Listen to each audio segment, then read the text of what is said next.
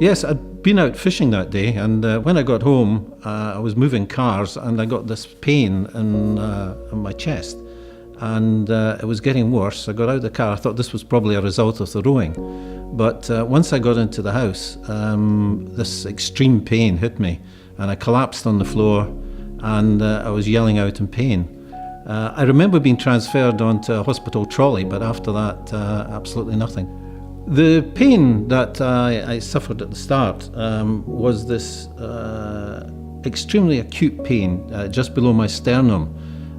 It doubled me over, and I couldn't stand. I collapsed onto the floor. I was writhing on the floor. My knees were pulled up.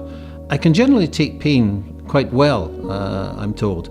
But this was something totally extraordinary, and something which just couldn't be borne without, as happened eventually when I got to the hospital, with something like morphine to kill the pain.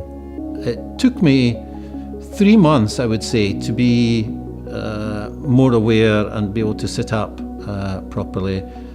6 months to feel that I could go out and about in a general way. And I was told by a consultant back in May of last year that it would take me to Christmas before I really felt fully recovered, and he wasn't kidding.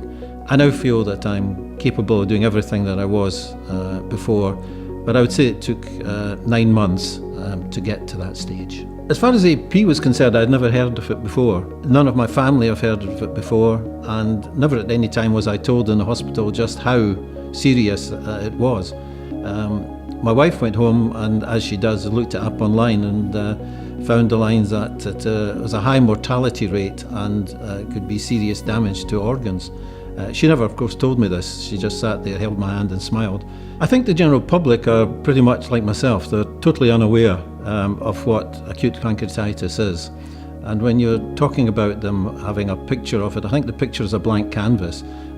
They do not know what it is. And I think it needs an awareness campaign to educate the public as to what pancreatitis is, how serious pancreatitis is, and how disabled it can leave people. I was delighted to be invited along here today by APPreSci to give my feedback on my experience of acute pancreatitis.